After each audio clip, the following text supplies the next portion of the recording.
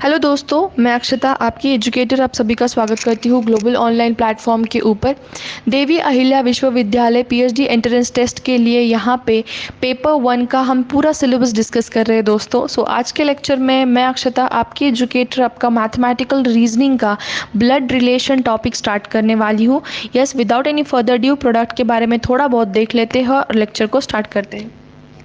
DAVV PhD entrance examination 23-24 के लिए global online application यहाँ पे कंप्लीट कोर्स लेकर आया है, जिसके अंदर आपको फॉलोइंग फीचर्स प्रोवाइड किए जाएंगे। Full syllabus video lectures recorded form में रहेंगे दोस्तों, ताकि आप आपके टाइम के हिसाब से भी ये वीडियो लेक्चर्स को देख सकते हैं। फुल सिलेबस नोट्स जो है काफ़ी एग्जाम रेलेवेंट पेपर पैटर्न और डिफ़िकल्टी लेवल को ध्यान में रखते हुए बनाए गए हैं। फुल सिलेबस मॉक टेस्ट के द्वारा आप आपका प्रेपरेशन चेक कर सकते हैं दोस्तों। साथ ही साथ 1500 प्लस की प्रैक्टिस एमसीक्यू पीडीएफ प्रोवाइड की जाएगी। ये जो एमसीक्यू की पीडीएफ है ये आप मोबाइल फ़ोन से भी इजीली डाउनलोड कर सकते हैं। साथ ही साथ Hindi as well as English language के अंदर एक स्टडी मटेरियल भी प्रोवाइड किया जाएगा। स्टडी मटेरियल जो है दोनों भी लैंग्वेजेस में आपको एक्सेस करने मिलेगा। कोर्स को एनरोल करने के लिए नीचे दिए हुए व्हाट्सएप नंबर के द्वारा आपको कांटेक्ट करना है, या फिर आप ग्लोबल ऑनलाइन एप्लीकेशन के द्वारा भी कोर्स को एनरोल कर सकते हैं। फीस जो है that is only 699 rupees for the paper 1 complete paper 1 preparation. साथ ही साथ दोस्तों, अगर आप पेपर 2 का स्टडी मटेरियल भी अगर आपको चाहिए, if you are preparing for the paper 2 as well, तो यहाँ पे full syllabus notes and MCQ का एक कंपाइलेशन ग्लोबल ऑनलाइन एप्लीकेशन आपके लिए लेकर आया है। नोट्स काफ़ी ज़्यादा इंपॉर्टेंट है दोस्तों, और जो एमसीक्यूज़ है exam relevant, mostly expected, highly repeated questions in the examination, इस टाइप का बनाया गया है दोस्तों। एमसीक्यूज़ जो हमारे कंपाइलेशन में है वो डायरेक्टली आपको एग्जाम में भी दिखाई देंगे, तो ये काफ़ी ज़्यादा हेल्पफुल स्टडी मटेरियल है। अगर आपका पेपर 2 का सब्जेक्ट नीचे दिए हुए सब्जेक्ट में से एक है, तो आप इस पर्टिकुलर कोर्स को एक्सेस कर सकते हैं in the paper 2 fees of just 999 rupees. Paper 2 के स्टडी मटेरियल की जो फीस है दैट इज़ ओनली 999। नीचे दिए हुए व्हाट्सएप नंबर के द्वारा आप पर्टिकुलर कोर्स को एक्सेस कर सकते हैं।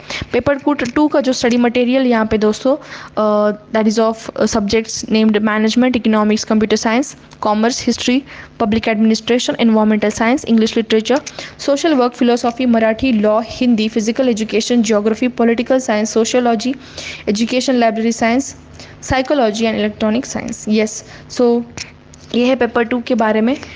अभी स्टार्ट करते हैं लेक्चर को और स्टडी करते हैं ब्लड रिलेशन आज के लेक्चर को। क्वेश्चन स्टार्ट करने से पहले मैं आपको कुछ जहाँ यहाँ पे जो मैंने कल सिम्बॉल्स दिए थे वो एक बारी थोड़ा सा रिवाइज करवा देती हूँ। जैसे कि हमने कल जो सिम्बॉल्स देखे थे, सिम्बॉल्स के अंदर जो पहला सिम्बॉल देखा है, अगर कल का लेक्चर भी आपने नहीं देखा हो तो थोड़ा सा ध्यान से ये लेक्चर आपको देखना है, क्योंकि इसमें भी थोड़ा थोड़ा आपको समझ आएगा। बट कल का लेक्चर रेकमेंड करूँगी रिलेशन समझने के लिए, वो हेल्पफुल रहेगा, तो ज़रूर पार्ट 1 ऑफ ब्लड रिलेशन देखना है आपको। यहाँ पे देखना, पहला जो सिंबल हमने दिया था that was for the male sex character. एक पुरुष कैरेक्टर है एक क्वेश्चन के अंदर अगर दिया हुआ है तो उसके लिए हम स्क्वायर शेप यूज़ करने वाले हैं। एक फीमेल कैरेक्टर अगर क्वेश्चन में दिखाई देगा तो उसको हम देंगे एक सर्कुलर शेप। और साथ ही साथ जो हमने देखा था सिबलिंग अगर दिखाई देगा क्वेश्चन के अंदर, सिबलिंग्स माने हमने देखा था सगे भाई बहन, तो उनके लिए हमने डैश चूज़ किया था, या फिर डबल डैश भी आप ले सकते हो, आपकी चॉइस है। और यहाँ पे जो मैरिड कपल को अगर रिप्रेजेंट करना है, या फिर वहाँ पे क्वेश्चन के अंदर आपको एक मैरिड कपल दिख रहा है तो उसको रिप्रेजेंट करने के लिए हमने डबल हेडेड एरो लिया था, ठीक है। और जो 5th सिंबल हमने देखा उस दैट वाज जनरेशन गैप। अगर पीढ़ी के अंदर कोई बदल दिख रहा है, ठीक है, जनरेशन गैप, ठीक है, मम्मी पापा जनरेशन, हमने 4-5 जनरेशन कल देखे थे, ठीक है। जो कुछ भी जनरेशन में अगर चेंज आ रहा है तब हम क्या करेंगे, ऐसा डायग्राम लेंगे, और इस डायग्राम को मैंने नाम दिया था ट्री डायग्राम। तो इन सिंबल्स की मदद लेकर हम क्वेश्चन सॉल्व करने वाले हैं। जैसे कि क्वेश्चंस पे जाने से पहले मैं आपको इस सिंबल का थोड़ा सा यूसेज बताती हूँ, कुछ चंद सेंटेंस लेके। यहाँ पे फॉर एग्जांपल मैं बोलूँ कि A is sister of B, B is daughter of C and C is wife of R. ठीक है। ऐसे 3 स्टेटमेंट्स मैंने आपको यहाँ पे दिए हैं। तो इन स्टेटमेंट के बेसिस पे मैं डायग्राम कैसे निकालती हूँ, पहली बात वो देखना है आपको। ये क्वेश्चन में दिया होगा आपको डेटा, और कुछ रिलेशंस भी ढूंढने के लिए वो बोलेंगे, बट मैंने सिर्फ यहाँ पे डेटा दिया है। तो डेटा की मदद से कैसे डायग्राम निकालती हूँ देखना। A is sister of B. अभी ए जो है वो कौन है, बहन है। किन की बहन है, बी की। तो ए तो बहन है, इट मीन्स ए का कैरेक्टर क्या होगा, एक फीमेल कैरेक्टर होगा। इसलिए ए के लिए जो सिंबल हम लेने वाले हैं दैट इज सर्कुलर शेप। ठीक है। और साथ ही साथ ए कौन है, बहन है। किन की बहन है, सी की, सॉरी बी की। ए इज सिस्टर ऑफ बी। ए कौन है, बहन है। किन की, बी की। तो यहाँ पे ए और बीच के अंदर, ए और बी के बीच में जो हम यहाँ पे सिंबल यूज़ करने वाले दैट इज सिबलिंग का। जब भी आपको सिस्टर या फिर ब्रदर बोला जाए तो स्टार्टिंग में आपको सिर्फ यहाँ पे फोकस करना है कि वो सगे भाई बहन के बारे में ही बात कर रहे। अगर स्पेसिफिकली क्वेश्चन के अंदर वहाँ पे बोला जाए कजिन एंड ऑल, तब आपको वो कजिन वाला कॉन्सेप्ट लगाना है। बट यूजुअली सिस्टर जब बोला जाए तो आप यहाँ पे सगे भाई बहन का ही कॉन्सेप्ट लेंगे। जैसे कि ए इज सिस्टर ऑफ बी बोला जाए तो ए और बी के बीच में डैश आने वाला है। तो ये समझ आना चाहिए कि जब मैं ए को सर्कल आउट कर रही हूँ तो ए फीमेल कैरेक्टर है। ए और बी के बीच में एक डैश दे रही हूँ या फिर डबल डैश, कोई भी आप ले सकते हो आपके हिसाब से।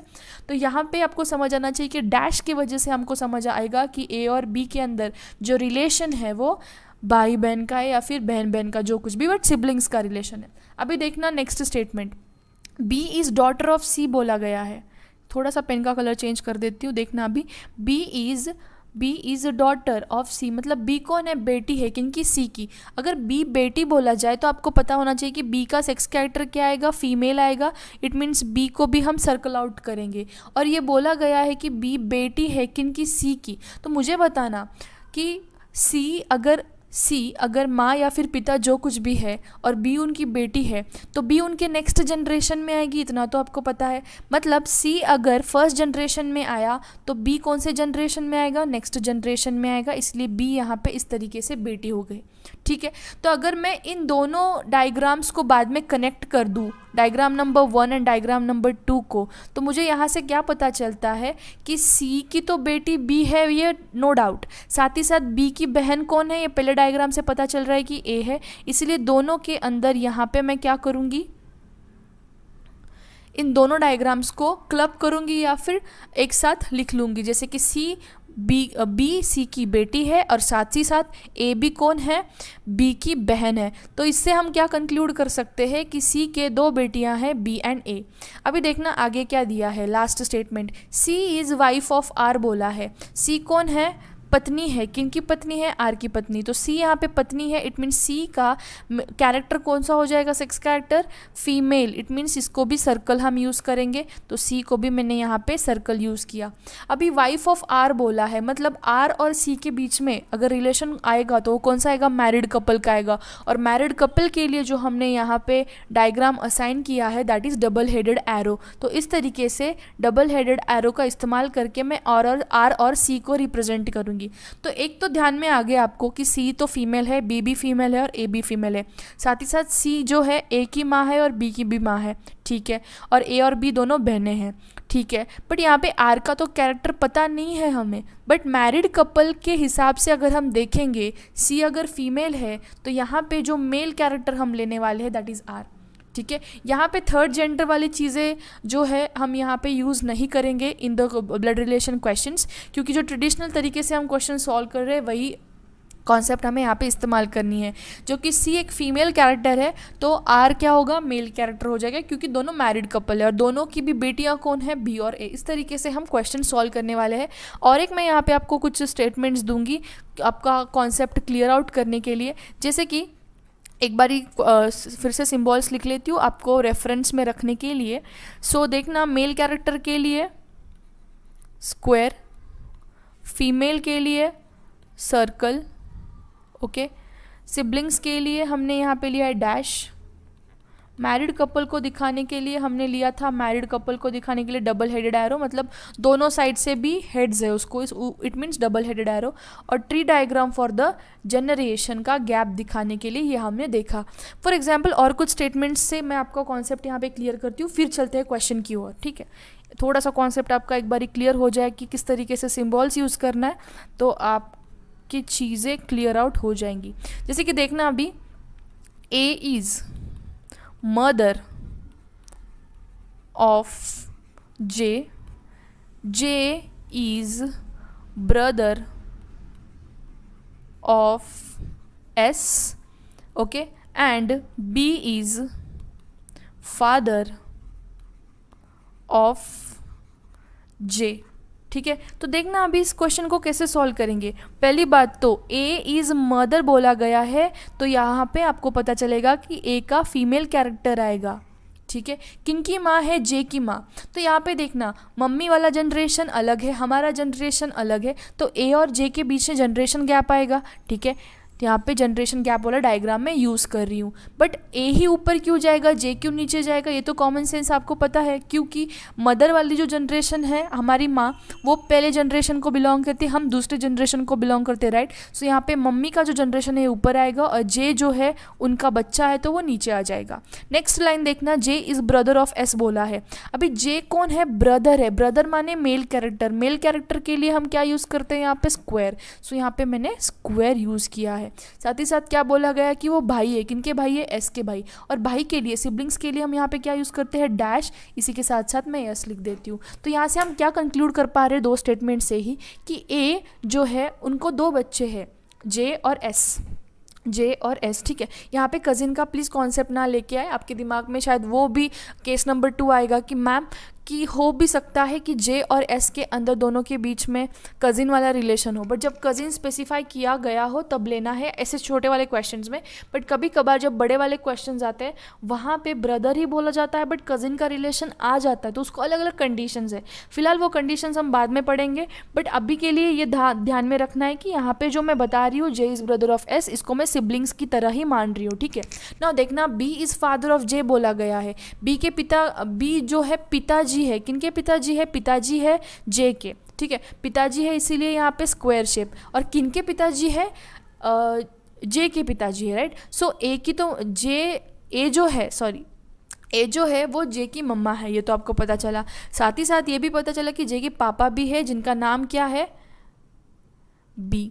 तो यहाँ पे ए और बी के बीच में जो रिलेशन आएगा वो मैरिड वाला आएगा, इसीलिए मैंने डबल हेडेड एरो का इस्तेमाल किया है। इस तरीके से डायग्राम का यूज़ करेंगे। और एक लास्ट एग्जाम्पल ले लूँगी और फिर चलते हैं क्वेश्चन की और।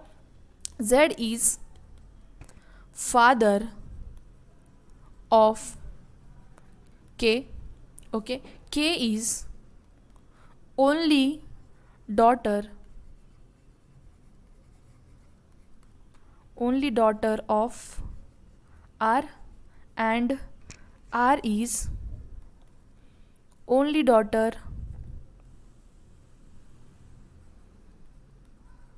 Of L. I am sorry अगर मेरी हैंडराइटिंग आपको समझ नहीं आ रही है, मैं आपको एक्सप्लेन कर देती हूँ। देखना अभी यहाँ पे जे इज़ फादर ऑफ के, जे कौन है? पिताजी है। किनके पिताजी है? के। तो यहाँ से पता चल रहा है कि जे का सेक्स कैरेक्टर तो मेल है। ठीक है, और जे इज़ फादर ऑफ के बोला गया है, तो जे पहले जनरेशन में आएंगे और के बाद वाले जनरेशन में आएंगे। ठीक है, तो यहाँ लिख लेती हूँ मैं, जेड इज़ फादर किनके? के। तो जेड क्या हो गया? पहले जनरेशन में आ गया और के नीचे वाले जनरेशन में आ गया। ठीक है, के अभी पता नहीं मेल है या फीमेल है, बट सेकेंड स्टेटमेंट से पता चलेगा कि के कौन है? ओनली डॉटर है। ओनली डॉटर मतलब क्या? सिर्फ यहाँ पे एक ही बेटी है इनकी, ऐसा बोला जाएगा कि के जो है सिर्फ एक बेटी है, किनकी? आर की। आर को जो है सिर्फ एक बेटी है। इट मीन्स के पिता तो जेड हो गए, ये पता चल गया। ठीक है, और साथ ही साथ के किनकी बेटी है? किनकी बेटी है बोला गया है? आर की बेटी है। तो आर और जेड के अंदर मैरिड कपल का रिलेशन हो जाएगा और आर एक फीमेल कैरेक्टर आ गई, ये स्टेटमेंट नंबर 2 से पता चल गया। ठीक है, देखना अभी कि यहाँ पे के इज़ ओनली डॉटर बोला गया है, इट मीन्स जेड और आर को सिर्फ एक बेटी है, सिर्फ एक बेटी। अभी इसके दो मीनिंग हो सकते हैं। सिर्फ एक बेटी मतलब यहाँ पे स्टूडेंट्स क्या कंसिडर करेंगे कि सिर्फ एक बेटी है मतलब दूसरा कोई नहीं है। सिर्फ एक बेटी का अर्थ जो यहाँ पे हम निकालने वाले हैं, दैट मीन्स सिर्फ एक बेटी है, बट दूसरा जो बच्चा है वो बेटा हो सकता है। ठीक है, मतलब वो बेटा ही होगा। अगर देखना भी यहाँ पे दो केसेस है, जैसे कि मैंने बोला ओनली डॉटर, जेड और आर की सिर्फ एक डॉटर है, इसका मीनिंग क्या हो जाएगा कि उनको सिर्फ और सिर्फ एक बेटी है। दूसरा बेटा हो सकता है या फिर दूसरे दो बेटे भी हो सकते हैं, बट इसका मीनिंग जो हम यहाँ पे निकाल रहे हैं जेड और आर को सिर्फ एक बेटी है, इट मीन्स उनकी सिर्फ एक बेटी है, ये ठीक है, बट इसका मतलब ये नहीं है कि उनको कोई बेटा नहीं हो सकता है शायद एक बेटे हो सकते हैं या फिर दो बेटे भी हो सकते हैं। तो ये स्टेटमेंट आपको साइड में लिख के लेना है, प्लीज़ लिख के लीजिएगा कि जब कभी आपको सिर्फ एक बेटी है बोला जाए या फिर ओनली डॉटर बोला जाए, तब इसका अर्थ ये नहीं निकल सकता कि उनको बेटा नहीं है, शायद हो भी नहीं सकता, वो बात अलग है, बट यहाँ पे हम ये भी 100% कॉन्फिडेंस के साथ नहीं बोल सकते कि सिर्फ एक ही बेटी है, बेटा है ही नहीं, ऐसा बोल नहीं सकते, शायद हो भी सकता है, एक हो सकता है या फिर 10 भी हो सकते हैं, that is not the thing. सिर्फ ओनली डॉटर का मीनिंग ये आपको साइड में प्लीज़ लिख के लेना, यहाँ पे बच्चे कन्फ्यूजन में चले जाते हैं, ठीक है। अभी देखना last statement, R is only daughter of L बोला गया है, एल की एक बेटी है जिनका नाम क्या है, आर। सो यल जो है पहले जनरेशन में आ जाएंगी, बट यल अभी देखना यहाँ पे यल का कैरेक्टर पता है क्या, हमें नहीं है, यल एक डॉटर भी हो सकती है या फिर एक मेल कैरेक्टर भी हो सकते हैं या फिर एक फीमेल कैरेक्टर भी हो सकते हैं, इट मीन्स आर के यल पिताजी हो सकते हैं या फिर माताजी, हमको पता नहीं है वो बात। सो यहाँ पे कितने जनरेशन आ गए हमें, चलो बताओ, एल ए फीमेल भी हो सकता है या फिर एक मेल भी हो सकता है, इसीलिए मैंने इसको और में लिखा है। तो यहाँ पे जनरेशन कितने, हाँ ये हो गया पहला जनरेशन आर की मम्मा, और ये आर वाला जनरेशन और आर की बच्ची वाला जनरेशन, तो इतने टोटल 3 जनरेशन यहाँ पे हो गए, right. So total number of generation के ऊपर क्वेश्चन आ सकता है, या फिर ऐसा भी पूछा जा सकता है कि यहाँ पे मैरिड कपल कितने हैं, तो यहाँ पे जेड और आर एक ही मैरिड कपल है। ये दूसरा क्वेश्चन यहाँ पे जो बन सकता है, यल और के बीच में क्या रिलेशन है, के जो है आर की बेटी है, राइट, ये तो पता चल गया। सो एल के लिए वो कौन हो जाएगी यहाँ पे, हम बोल सकते हैं ग्रैंड चाइल्ड हो जाएगा या फिर ग्रैंड डॉटर बोल सकते हैं। बट यहाँ पे अगर क्वेश्चन पूछा जाए हाउ इज़ के रिलेटेड टू एल, तो वहाँ पे कंडीशन आती है कैन नॉट डिटरमाइन की, तो उसके ऊपर क्वेश्चंस देखेंगे हम। अगर यहाँ तक इतना भी समझ आए तो काफ़ी है डायग्राम तक, बाद में जो केसेस एंड कंडीशंस है वो मैं आपको क्वेश्चंस में एक्सप्लेन करूँगी। आई होप अभी सिम्बॉल यूज़ करना आपको आ रहा होगा। तो चलते हैं क्वेश्चन नंबर 1 की तरफ। क्वेश्चन नंबर 1 के अंदर क्या दिया है देखना, A is mother of W, W is the only son of S, A has only one brother named P. How is P related to W and also how is W related to P?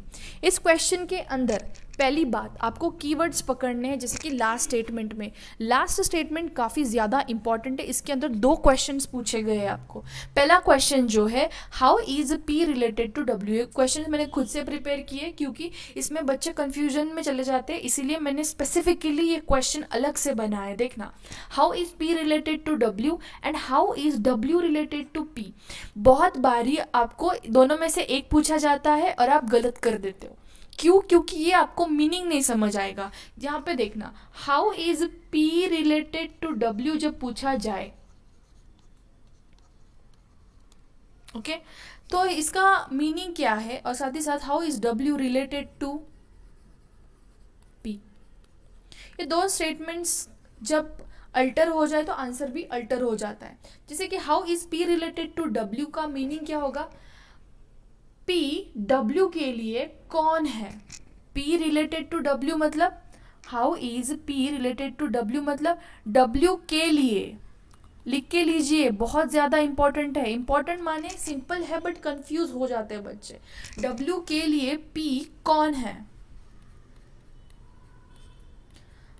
How is P related to W, how is P related to W का meaning क्या है, W के लिए P कौन है, ठीक है। और W रिलेटेड टू P, इसका मीनिंग क्या निकालेंगे हम कि how is W related to P, P के लिए W कौन है।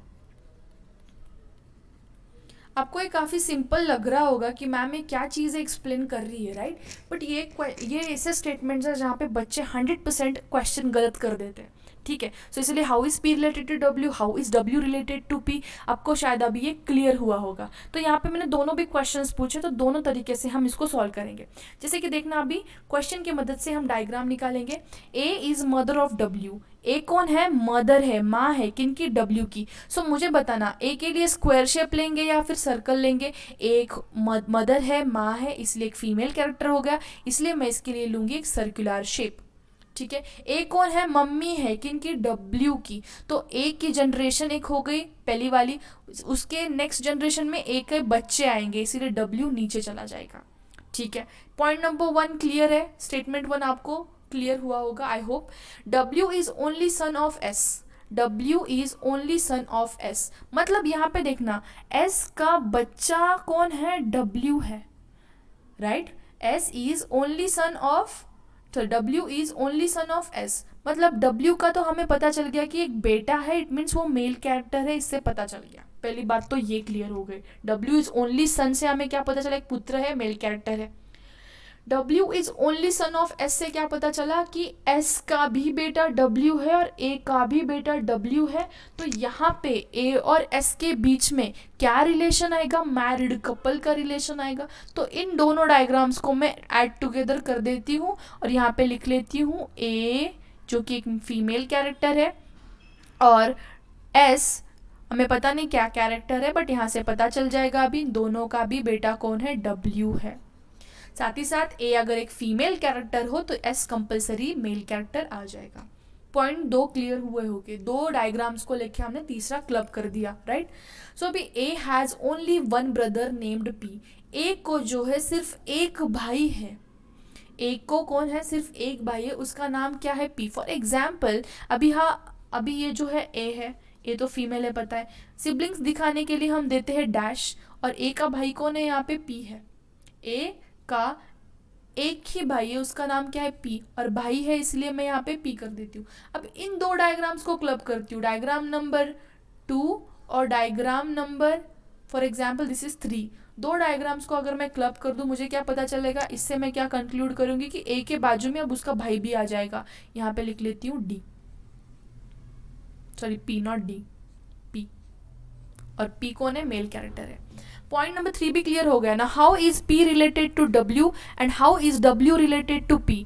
पी के लिए डब्ल्यू कौन है और डब्ल्यू के लिए पी कौन है। अभी आप ये क्वेश्चन जो है मुझे कमेंट सेक्शन में कमेंट डाउन करके बताओगे कि इसका करेक्ट आंसर कौन सा आएगा। पहला आपको बताना है how is P related to W and how is W related to P. फिर से बताती हूँ, पी डब्ल्यू के लिए कौन है और डब्ल्यू पी के लिए कौन है, ये आपको बताना है। इसी के साथ साथ जो पार्ट नंबर 1 है मैं यहाँ पे कंप्लीट कर देती हूँ, छोटा ही लिया है मैंने, इसका और एक पार्ट इसी सेशन के बाद में अपलोड कर दूंगी, वो भी आपको देखना है। अगर वीडियो पसंद आए तो ज़रूर वीडियो को लाइक कीजिए, अगर डाउट्स है तो कमेंट सेक्शन में आप मुझे ड्रॉप करके बता सकते हैं। So this was end of today's session, thank you for watching it. Video पसंद आए तो ज़रूर वीडियो को लाइक करना है और इन दोनों का भी आंसर मुझे कॉमेंट सेक्शन में ड्रॉप करके बताना है। इसका दूसरा पार्ट भी जल्दी आपके सामने आ जाएगा। Thank you for watching the video, have a great day everyone, bye.